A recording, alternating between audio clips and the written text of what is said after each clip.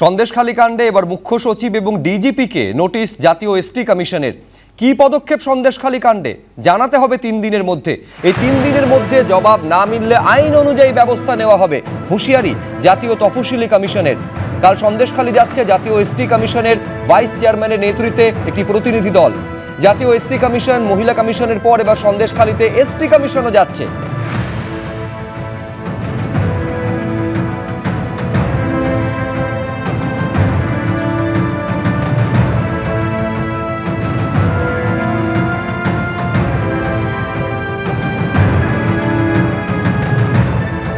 এর আগে আপনারা জানেন সন্দেশখালীতে গিয়েছিলেন জাতীয় এসসি কমিশনের ভারপ্রাপ্ত চেয়ারম্যান, তার কাছে একাধিক অভিযোগ জানান মহিলারা। দেখুন একবার। পশ্চিমবাংলায় তপশিলীদের নিরাপত্তা নেই, সেখানে যদি তাদের প্রতি অবিচার হয় তো আইনে আছে রাষ্ট্রপতি শাসন দেওয়া, এবং সেইটাই আমরা দাবি করব। একদম আইনিভাবে ওখানে আইনিভাবে রাষ্ট্রপতি শাসন লাগাতে পারে, একদম আইনে পড়ে যাচ্ছে, এখানে কেউ বিরোধিতা করতে পারবে না। কমিশনের মনে হলো যে প্রশাসন এবং ক্রিমিনাল মিলে গিয়ে ওখানে তাণ্ডব চালাচ্ছে। যদি কোনো সরকার সেই ধরনের মানুষদের সেভ করতে ব্যর্থ হয় তাহলে ওই গ্রাউন্ডেই মহামহিম রাষ্ট্রপতি ওখানে রাষ্ট্রপতি শাসন চালাতে পারে। এলাকাবাসীর দাবি ছিল যে বিষয়টাকে কেন্দ্র করে, সেটা হচ্ছে 3 জনের বিরুদ্ধে তাদের ক্ষোভ ছিল। একজনের নাম হচ্ছে শেখ শাহজাহান, দ্বিতীয় জন উত্তম সর্দার, তৃতীয় জনের নাম হচ্ছে শিবপ্রসাদ হাজরা বা শিবু হাজরা। উত্তম সর্দার এবং শিবু হাজরা দুজন গ্রেপ্তার হয়েছে, কিন্তু অনেকেই যে বিষয় এখনো পর্যন্ত কার্যত আন্দোলন চালিয়ে যাচ্ছে, ক্ষোভ দেখাচ্ছে, রাস্তায় পোস্টার করছে, সেটা হচ্ছে শেখ শাহজাহানকে কেন গ্রেপ্তার করা হচ্ছে না। শেখ শাহজাহান কেন গ্রেপ্তার করা হচ্ছে না ইতিমধ্যে তুমি জানো, কয়েকদিন আগে রাজ্য পুলিশের ডিজি তিনি কিন্তু সাংবাদিক বৈঠক করে কিছু বক্তব্য তিনি রেখেছেন। কিন্তু এলাকাবাসীর দাবি, এই যে বিভিন্ন অত্যাচারের কথাগুলো তারা বলছেন, তারা সামনে আনছেন, তারা সেই অত্যাচারের কথা গত 3 দিন ধরে, গত পরশু থেকে তুমি দেখেছো ক্যাম্প খোলা হচ্ছে।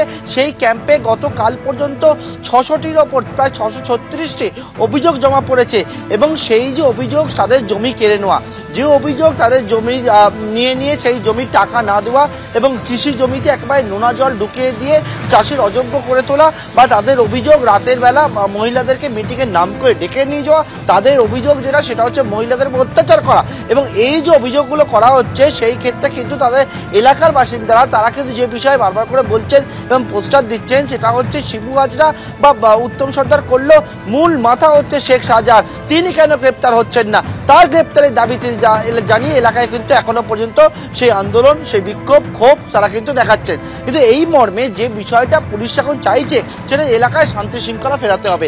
এলাকায় যে আন্দোলন হচ্ছে, এলাকায় যে ক্ষোভ রয়েছে মানুষের মধ্যে, পুলিশের প্রতি একটা কার্যত অনাস্থা তৈরি হয়। কারণটা কি? কারণটা হচ্ছে যখন সাধারণ মানুষ অভিযোগ করেন যে পুলিশের কাছে গেলে কোনো অভিযোগ জানাতে এই শেখ শাহজাহান বা উত্তম সর্দার বা শিবু হাজরার বিরুদ্ধে পুলিশ বলতো কি না, শিবুদার কাছে চলে যাও, উত্তমদার কাছে চলে যাও। এই মর্মে কিন্তু একেবারে বিভিন্ন গ্রাম থেকে মানুষ একত্রিত হয়ে এই থানার সামনে একেবারে হাতে লাঠি নিয়ে, ঝাঁটা নিয়ে তারা ক্ষোভে ফেটে পড়েন। সুতরাং মানুষের মধ্যে যে পুলিশের প্রতি আস্থা সেইটাকে ফেরাতে হবেই, এবং সেই জন্য একেবারে খোদ রাজ্য পুলিশের ডিজি তিনি এসে পৌঁছেছেন সন্দেশখালী থানায়। বিভিন্ন জায়গায় থানার আশেপাশে বিভিন্ন জায়গায় সেখানে ক্যাম্প খোলা হয়েছে, পুলিশ পিকেট রয়েছে।